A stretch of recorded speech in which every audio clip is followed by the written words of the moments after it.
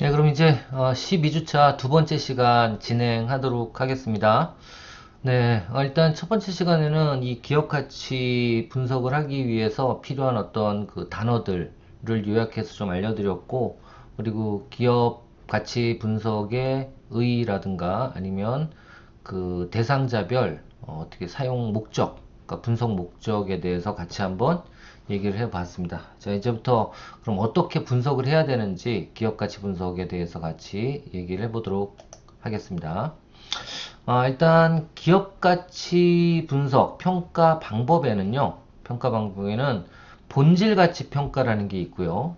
본질 가치 평가라는 게 있고 시장 가치 평가라는 게 있습니다. 그러니까 이거는 좀 차이가 있긴 있는데요. 일단은 본질 가치 평가라 그러면 자산 가치 평가랑 수익 가치 평가로 크게 나눠져요. 그리고 현금 흐름 가치 평가도 있고요. 이 세 가지로 나눠지는데, 그러니까 본질, 기업의 어떤 가치를 평가함에 있어서 어떤 걸 가지고 먼저 내 자산을 기준으로 할 거냐. 그러니까 기업의 자산. 그러니까 뭐냐면 투자가 되면 그러니까 자본과 부채를 가지고 자산을 만들잖아요. 그렇죠? 그러니까 예를 들면 뭐 보증금이 있을 수도 있고 자산에는 또 기자재라든가 기물이 있을 수도 있고 그렇죠? 그리고 현금 매출 중에 현금 매출 결과 현금으로 확보되어 있는 자산이 있을 수도 있고요. 그걸 유동자산이라고 그러잖아요. 그렇죠? 그리고 또 비유동자산도 있을 수가 있고 뭐 여러 가지가 있겠죠. 그렇죠? 이런 자산들 중에서 뭐예요? 그 빌린 돈은 갚아야지만 진짜 남는 거잖아요. 그쵸? 그래서 순자산 가치라고 표현하는데 이 순자산 가치는 총 자산에서 뭘 뺀? 빌린 돈을 뺀 나머지, 총 부채를 뺀 나머지가 바로 순자산이다 라고 보시면 될 것 같아요. 이걸로 분석하는 방법이 있는가 하면 어떻게 보면 단순하죠. 그러니까 그, 뭐죠? 그 자영업 같은 경우에는 결국은 보증금의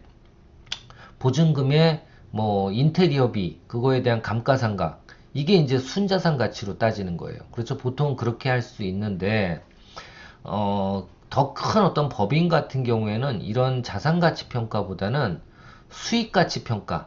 그러니까 얼마나 이 회사가 1년에 벌어들이고 그리고 이 벌어들이는 어떤 기준이 점점 늘어날 것인가 줄어들 것인가 이런 거 가지고 따지거든요. 그래서 단기 순이익의 평균, 그러니까 자영업 같은 경우에도 그렇죠. 수익을 가지고 뭘 할 수 있죠? 그렇죠. 수익을 가지고 권리금을 받을 수가 있잖아요. 그런 게 이제 수익 가치 평가예요. 그러니까 예를 들면 자영업 같은 경우에는 평균적으로 제가 알기로는 이런 걸 한번 알아두시면 좋을 것 같아요. 자영업의 권리금은 보통 어떻게 되냐면 수익이 발생할 경우와 수익이 발생하지 않는 경우가 있죠. 않을 경우 이 두 가지로 나눠지는데 일단 권리금하고 보증금은 다른 겁니다. 보증금을 나머지 비용 그쵸? 이 수익이 발생하지 않을 경우에는 수익 관련된 권리금은 없어요. 그러니까 기본 권리금만 있는데 이게 뭐예요? 인테리어비 인테리어비 그쵸?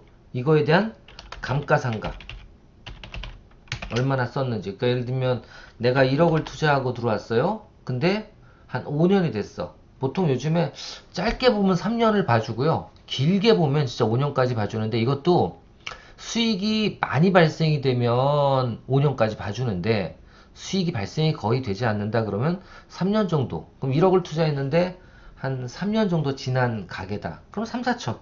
3천에서 1억이었는데 3년이 지났다? 그러면 얼마?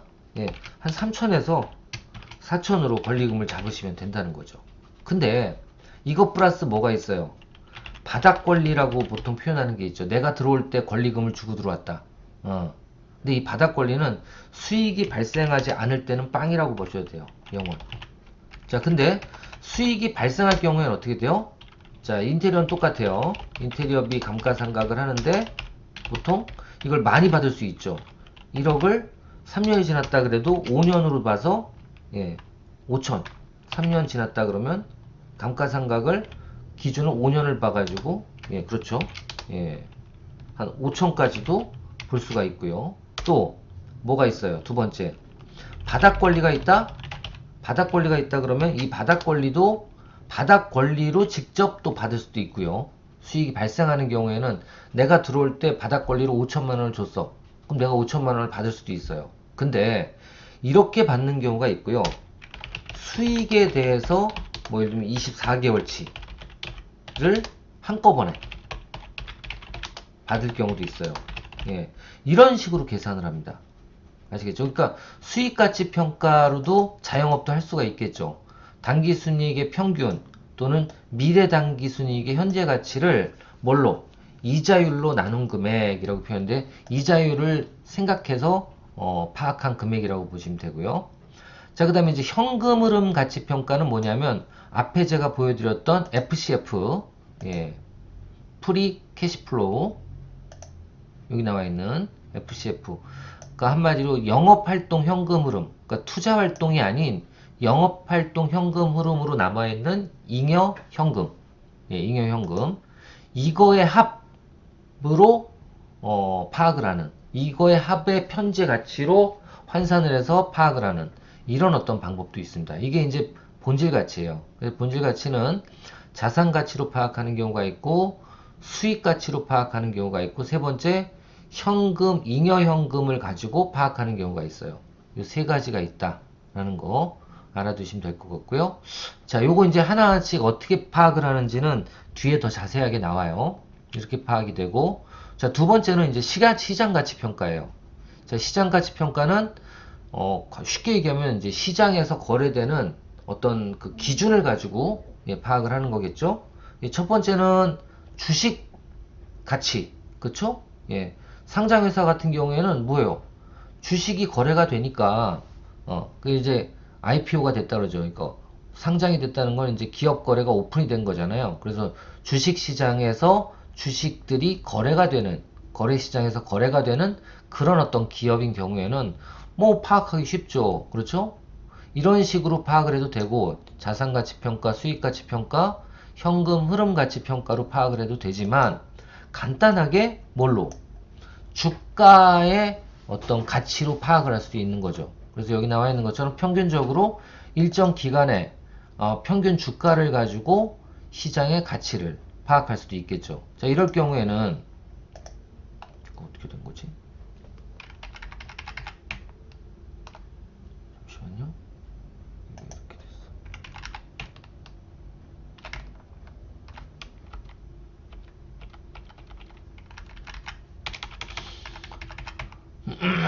네. 이것도 한번 나눠볼게요.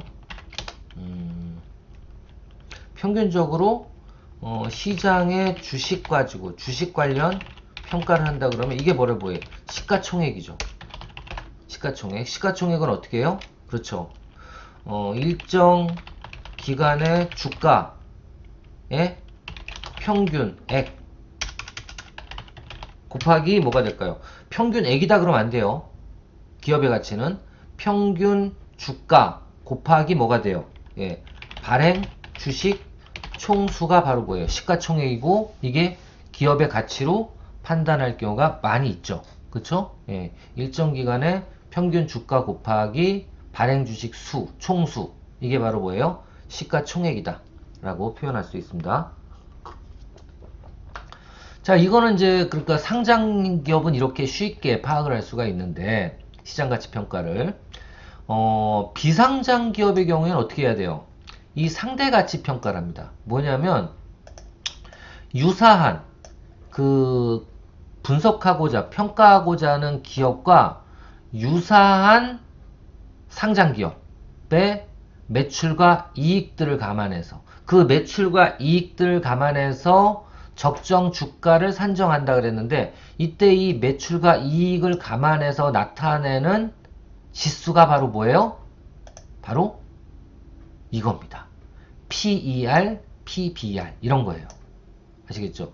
PER과 PBR 이런 것들이 뭐예요? 주가 수익 비율과 주가 순자산 비율. 그러니까 동종업종에 상장된 기업의 주가 수익 비율이라든가 주가 순자산 비율이 있으면 내 기업도, 그러니까 평가할 기업도 그거랑 유사한 비율이 나타나겠지라는 가설로 시작을 하는 거죠. 그렇죠? 예. 그래서 여기 나와 있는 그 비상장 회사의 경우에는 유사한 사업을 영위하는 상장 기업의 매출과 이익들을 감안해서 적정 주가를 산정하고, 그렇죠? 주식수를 거기다 곱해서 발행 주식수를 발행 주식 총수를 곱해서 기업 가치를 파악하는 거다라는 거예요. 아시겠죠? 그게 바로 이제 시장 가치 평가 방법이다. 그러니까 기업 가치를 평가하는 방법은 본질, 그러니까 진짜 수치를 하나하나 뭐 자산이 얼마고 순이익이 얼마고 현금이 얼마 정도 있고 잉여현금이 얼마 정도 있고 이런 어떤 자산을 가지고 본질 가치죠. 그걸 가지고 파악하는 방법이 있는가 하면 두 번째 방법은 시장에서 거래되는 그 가치로, 그게 뭐예요? 주식의 주가죠, 주가. 그 주가를 가지고 파악을 하거나 아니면 비상장 업체 같은 경우에는 동종 업종에 있는 상장 업체의 뭐를 주식 관련된 비율, PER이라든가 아니면 PBR 이런 어떤 비율 가지고 비교해서 파악을 할 수 있다라는 겁니다. 자, 이런 내용 이해하시고 이제 그 다음으로 또 넘어가 볼게요. 자, 그러면 어떻게 보면 시장 가치, 그 기업 가치를 평가하는 것 중에 그 주식을 가지고 평가하는 시장 가치 평가는 그렇게 어렵지가 않아요. 그쵸? 뭐만 알면 돼. 평균 주식의 어떤 주가만 알아내면 되기 때문에 내가 기준만 정하면 돼요. 적어도 주식을, 그 기업 가치를 분석할 때, 주가의 평균 그 주가를 5개월치를 본다, 1년치를 본다. 이것만 내가 정하면 되는 거잖아요. 근데 이런 것들이 이제 정해져 있어요. 그래서 그걸 대입만 하면 돼요. 몇 개월을 볼 것인지를 대입만 하면 되기 때문에 어떻게 보면 시장가치 평가 방법은 되게 단순해요. 그리고 특히 상장 기업인 경우에 더 단순할 수 있어요. 그래서 보통 그 기업의 M&A라든가 아니면 합병 이런 것들이 수월하게 되려면 그래서 상장을 더 시키는 거예요. 상장을 시키면 결국은 기업은 주식만 거래가 되면 내 기업이 팔리는 거거든요. 그렇죠? 예, 그래서 기업의 어떤 그 거래, 그 기업을 팔고 사는 거는 상장이 되면 되게 수월할 수 있다. 그렇죠? 왜? 가치 평가하기가 되게 쉽기 때문에. 그래서 이런 부분들을 파악할 수가 있는데 어려운 거는 뭐냐면 이제 본질 가치 평가예요. 그 중에서도 자산 가치 평가도 마찬가지고 수익 가치 평가도 마찬가지고 그리고 현금 흐름 가치 평가도 마찬가지예요. 이런 가치 평가는 이제 여러 가지 계산식이 들어가는 거거든요. 그래서 어떻게 파악을 해야 되는지 한번 보도록 하겠습니다. 자, 먼저 수익 가치 평가 방법. 의의는 투자 대비, 그러니까 돈을 이제 투자해서 돈을 벌어들이는 게 기업의 어떻게 보면 책무인데, 그죠? 어떻게 원천적인 어떤 의무인데, 이 투자 대비 기대되는 미래의 경제적 수익을 적절한 할인율을 적용해서, 적절한 할인율을 적용해서, 왜냐면 미래 가치는 미래 가치이기 때문에 예를 들면 그래요. 만약에 한 달에, 1년에 1억씩 벌어주는 회사가 있어. 그럼 무조건 이거는 1억 계속 벌어주니까 뭐 100억이고 200억이고 그렇게 갈 수는 없는 거잖아요. 그쵸? 그럼 그럴 때 어떻게 가치를 파악하느냐? 일단 앞에 그 2차년도, 3차년도에 벌어들일 돈은 지금에서 뭐를 해요? 지금으로 현금화 된다 그러면 여러분들 채권도 마찬가지예요. 예를 들면 내가 돈을 어음을 발행, 요즘에 어음이 없지만 옛날 같은 경우엔 어음이라는 게 있었어요. 그러니까 예를 들면 기업이 어떤 해당 고객한테 1억 원어치 제품을 팔았어. 근데 그분이 뭐를 줘요? 그것도 기업이 될 가능성이 많은데 기업이 돈으로 안 주고 어음을 줬단 말이야. 어음이 뭐예요? 6개월 어음이 있고 1년 어음이 있고 요즘에 1년 어음이 넘어가는 게 없지만 옛날엔 1년 어음이 넘어가는 것도 있어요. 그리고 이제 그 채권이라고 또 표현하는데 채권을 발행할 수도 있거든요. 그러니까 3년짜리 채권을 발행했어. 그럼 뭐예요? 3년 만기가 도래했을 때 돈을 받는 거예요. 그 돈을. 그래서 보통은 채권을 발행할 때는 어떻게 해요? 미래에 돈을 줘야 되기 때문에 더 얹어서 줘야 되겠죠. 그렇죠. 예를 들면 뭐 1억 원어치 제품을 채권을 대신 발행한다 그러면 2년짜리 채권을 발행한다 그러면 2년 후에 받는 건데 그럴 때 1억 1천 정도를 채권으로 만들어 줄 수도 있겠죠. 그러면 그걸 가지고 그 채권을 가지고 은행권에 가서 그건 미래에 나한테 돈이 되는 거잖아요. 근데 그걸 갖다가 먼저 팔고 은행권에 그 채권을 팔고 돈을 받을 때는 1억 천을 받을까요? 아니죠. 은행에서도 미래의 걸 먼저 사는 거기 때문에 할인을 해서 가져가 해서 10%를 할인했다. 할인율이 10%다. 그러면 다시 1억만 받는 거죠. 그렇죠? 이거랑 똑같은 개념이에요.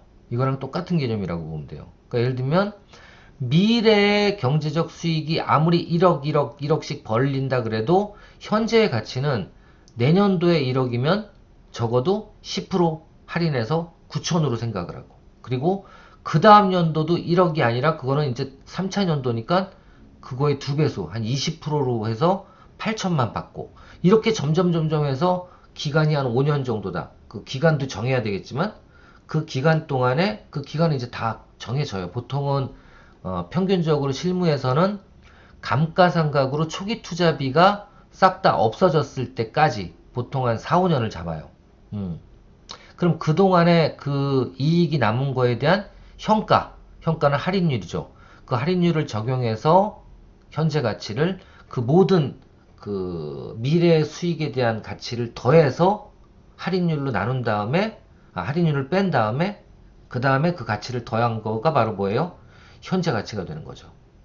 이해되시죠? 그래서 이 수익 가치는 쉽게 얘기하면 그거예요.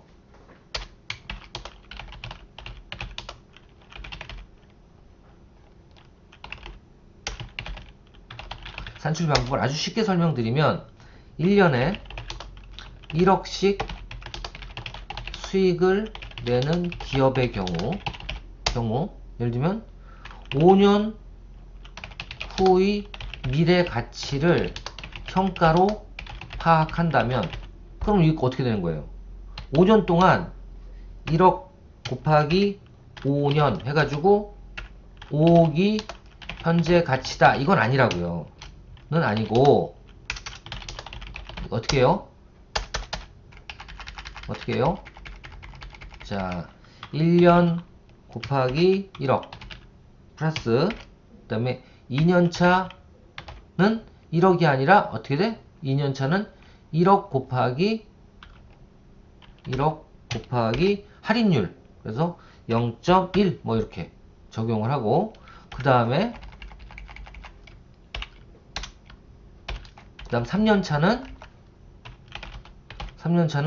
1억이 아니고 1억 곱하기 0.9가 되겠네. 1 마이너스 이게 0.9 그리고 1억 곱하기 0.8 이런 식으로 계속 어떻게 돼요? 블라블라블라 예, 낮아지겠죠.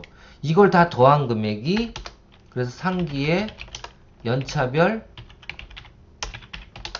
수익을 할인율로 차감한 모든 금액의 수익의 합계 이게 뭐예요? 이게 이제 현재 가치가 되는 거예요. 그 현재 가치는 제일 중요한 건 할인율을 적용한 미래 가치의 덧셈이다. 예, 그렇게 생각하시면 되겠죠. 그게 바로 예, 수익 가치 평가 방법이에요. 그러니까 수익 가치 평가 방법은 미래에 있는 가치들을 할인율을 적용해서 현재로 구해보는 거예요. 분석을 해보는 거예요. 근데 그게 몇 년이냐 이거는 계산을 보통 다들 특히 시험 문제에서는 몇 년 기준으로 이렇게 딱 정해줘요. 근데 이제 현실에서는 그걸 정해주질 않잖아요. 그러니까 이거는 딜을 하는 거죠. 협의를 하는 건데 평균적으로는 그 1차 년도에 투자한 그 자산들이 감가상각이 돼서 다 없어질 때까지를 첫 번째 그 기간이라고 보시면 돼요. 그래서 그 기간 동안에 벌어들이는 돈을 따져보시면 된다라는 겁니다. 자, 이럴 때 이제 여기는 어려운 표현을 써서 그런데 지금 이런 내용이 이제 이해를 하시면 돼요. 이런 내용이라고. 자, 일단 수익의 유형은 여러 가지가 있어요. 미래 수익은 여러 가지가 있다는 거죠. 첫 번째는 잉여 현금 흐름. 예, 잉여 현금 흐름. 잉여 현금 흐름은 뭐예요? 그렇습니다. 영업활동 현금 흐름에서 투자활동 현금 흐름을 차감한 금액. 아시겠죠? 예. 그러니까 단 재무활동 현금 흐름은 감안하지 않았다. 그럼 이제 여러분들이 이제 여기서 이해하셔야 되는 건 FCF, 예, 프리 캐시플로우에서 이 잉여 현금 흐름이 도대체 어떤 항목들로 이루어지고 뭘 포함시켜야 되는지를 알아야 돼요. 아시겠죠? 여기 나와 있는 것처럼 첫 번째 영업활동 현금 흐름, 이거는 포함을 시켜야 되고요. 두 번째 투자활동 현금 흐름, 이게 있다. 이거는 뭘 해야 돼요? 빼거나 그래야 돼요. 이거 빼거나 더해주는 겁니다. 차감이 아니라 감안이라고 표현해야 돼요. 그럼 무조건 빼는 줄 아닙니까? 투자활동 현금 흐름, 이런 것들을 다들 감안해서, 뒤에 두 가지를 감안해서 뽑는 게 잉여 현금 흐름이고요. 그리고 재무활동 현금 흐름은 있더라도 이거는 포함시키지 않는 거예요. 더하거나 빼지 않는 거예요. 아시겠죠? 자, 그러면 대표적인 현금활동 현금 흐름이 어떤 게 있고, 투자활동 현금 흐름이 어떤 게 있고, 그리고 재무활동 현금 흐름은 어떤 게 있는지 한번 볼게요. 일단 영업활동 관련된 현금 흐름은 뭐 예를 들면 당기순이익, 그렇죠. 이거는 100% 현금이잖아요. 그죠? 현금. 그리고 세후 영업이익, 이것도 마찬가지 당기순이익이랑 똑같은 얘기예요. 근데 법인세를 뺀 영업이익, 당연히 이거는 영업활동에 의해서 나온 거니까. 그리고 감가상각은 뭐예요? 자산이에요. 자산. 예, 이것도 당연히 내가 돈을 받을 수 있는 거기 때문에 뭐예요? 현금 흐름에 들어갑니다. 현금이에요. 현금. 이것도. 그리고 매입, 아까도 여기 보면 가치 분석에서 뭐예요? 인테리어비. 당연히 잔존 그 인테리어비는 뭐예요? 예, 감가상각에 대한 그 자산 비용이잖아요. 포함된다고요. 그렇죠? 그리고 매입 채무, 매입 채무. 이건 뭐예요?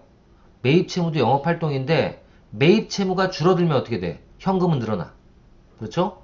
매입 채무가 늘어나면 현금은 줄어드는 거예요. 그래서 이거는 플러스 마이너스로 표현을 할 수가 있습니다. 매입 채무가 늘어났다, 현금이 줄어드는 거고, 매입 채무가 줄어들었다, 현금이 늘어나는 거예요. 플러스가 되는 거예요. 자, 그리고 유가증권 평가 수익. 유가증권의 평가 수익은 당연히 이거는 수익이 발생이 되면 현금 흐름에서 플러스, 그리고 손실이 발생이 될 수도 있죠. 이건 마이너스. 근데 이거 다 영업활동 현금 흐름입니다. 자, 그리고 이제 재고자산이 늘어나고 줄어들 수가 있어요. 그렇죠? 재고자산이 늘어났다 뭐예요? 마이너스. 현금 마이너스. 재고자산이 줄어들었다? 현금 플러스. 이해되시죠? 그러니까 현금이, 재고자산이 적어지는 건 뭐예요? 매출이 일어났다는 거니까 당연히 현금이 들어왔겠죠. 그렇죠? 그래서 이런 것들은 당연히 잉여현금 흐름을 계산할 때 파악을 하셔야 되는데 꼭 플러스만이 아니고 마이너스가 될 수도 있다. 매입 채무가 늘어났다? 뭐예요? 마이너스. 매입 채무가 줄어들었다? 영업활동 현금 플러스. 그렇죠? 유가증권 평가 손실이 일어났다? 예, 마이너스. 유가증권 평가 이익이 생겼다? 플러스. 그죠? 그 다음 재고자산이 늘어났다? 마이너스. 재고자산이 없어졌다? 플러스. 그쵸? 요런 건 이제 이해를 하셔야 돼요. 이런 거는 여러분들이 진짜 이런 내용들이 있으면 플러스 마이너스가 얼마나 일어났는지에 따라서 잉여현금 흐름이 늘어나구나 줄어들었구나 알 수 있어요. 알 수 있어야 돼요. 자, 그 다음에 이제 투자활동 현금 흐름. 자, 투자활동은 뭐예요? 투자활동은 유가증권을, 이건 평가였고 여기는 처분. 예, 이건 주식 평가고 여기는 처분이에요. 처분은 뭐예요? 투자활동이야. 그죠? 그래서 이런 것들은, 이것도 수익이 생기면 현금이 플러스가 되는 거고, 예, 수익이 처분을 해서 손실이 나면 어떻게 돼요? 예, 마이너스가 되는 거고요. 대여금을 회수했다? 플러스. 대여금을 대여해줬다? 마이너스. 다 이건 투자활동. 그 다음에 비유동자산을 투자했다. 비유동자산을 투자했다. 뭐예요? 마이너스. 비유동자산에 투자를 회수했다. 플러스. 그쵸? 팔았다. 매각. 비유동자산을 매각했다. 현금 흐름 플러스. 비유동자산을 투자했다. 마이너스. 자, 요거까지는, 요 두 개까지는 어디에? 잉여현금 흐름에 들어가고, 만약에 이제 시험 문제 같은 때는 이런 거에 나와. 사채 발행이 얼마고, 그리고 신주 사채 발행이 얼마다. 이런 것들은 다 뭐예요? 자본과 연관되어 있는 건데, 이런 부분들이 나오면 잉여현금 흐름에서는 계산을 아예 안 하는 거야. 빼거나 더하지도 않고 무시해버리면 돼요. 아시겠죠? 그래서 요 잉여현금 흐름, 예, FCF는 요 영업활동 현금 흐름과 투자활동 현금 흐름을 합친 거다. 그리고 재무활동 현금 흐름은 계산하지도 않는다. 빼지도 않고 더하지도 않는다. 그렇게 보시면 돼요. 자, 그러면 결국은 요 두 개의 내용을 어떻게 해요? EVA는 경제적 부가가치는 이 두 개를 더한 다음에 뭐를 빼준다? 자본 비용을 빼준 게 바로 뭐예요? 이거는 다시 한번, 여기는 FCF에서 뭘 빼준다? 자본 비용을 빼준 거예요. 이게 바로 뭐예요? 경제적 부가가치입니다. 경제적 부가가치. 이것도 수익이에요. 그러니까 수익에서 자본 비용이란 뭐예요? 아까도 말씀드린 것처럼 이자는 법인세에 다 들어가는 관련된 내용이기 때문에 이자는 영업이익에서 벌써 다 포함이 돼 있어요. 그렇죠? 그래서 이자는 안 넣는데 자본 비용은 배당이란 말이에요. 배당은 나중에 최종 나중에 하는 거예요. 그리고 이 자본 비용이 늘어나면, 그러니까 배당금이 늘어나면 어떻게 돼요? 자본이 줄어들죠. 그렇죠? 자본이 줄어드는 거예요. 그래서 이런 부분들이 진정한 수익이 되는 겁니다. 경제적 부가가치 EVA라고 표현하는데 이 EVA가 Economic Value 그리고 Added, 예, Economic Value Added라고 표현하는데 경제적 부가가치. 그러니까 그냥 어렵게 생각하지 마시고 최종 수익이라고 보시면 돼요. 최종 현금, 예, 배당까지 뺀 최종 현금 그렇게 보시면 돼요. 그러니까 이게 진짜 돈이잖아요. 진짜 돈, 그죠? 이거의 이거의 몇 년치 합이 뭐예요?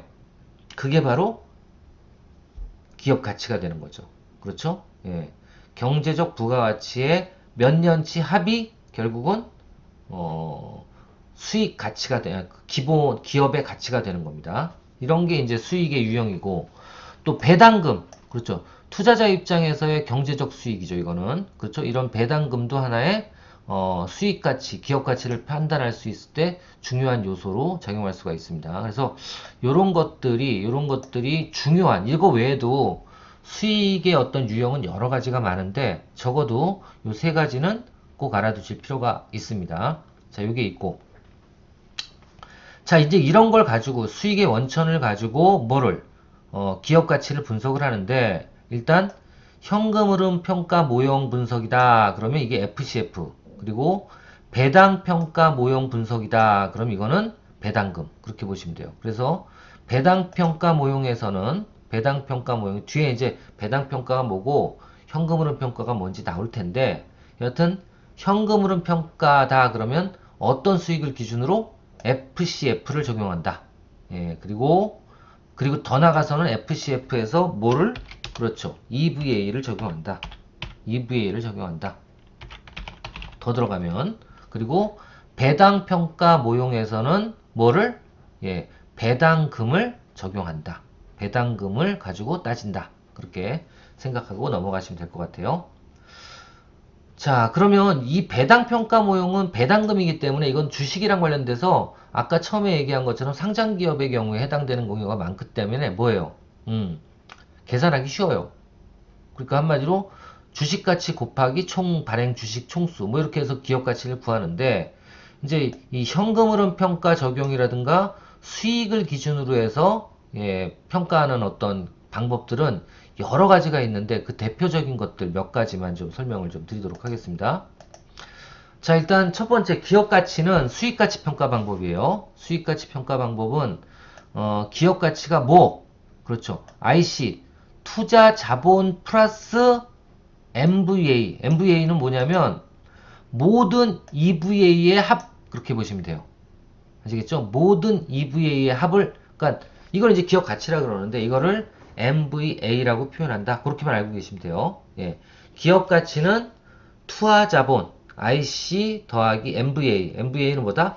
EVA의 연차별 합 그렇게 보시면 돼요. 그거에 대한 현재 가치. 아시겠죠? 그러니까 할인율이 적용된 현재 가치라고 보시면 되는데 이 내용은 조금 더 깊게 들어가 볼 필요가 있기 때문에 다음 주에 또 더 자세히 설명을 드리도록 하겠습니다. 자, 여러분들 하여튼 수고 많으셨고요. 다음 주에도 또 건강한 모습으로 뵐 수 있길 바라겠습니다. 그리고 궁금한 내용이 있으면 대면 수업 때 꼭 질문해 주시길 바랄게요. 감사합니다. 이것으로 마치도록 하겠습니다.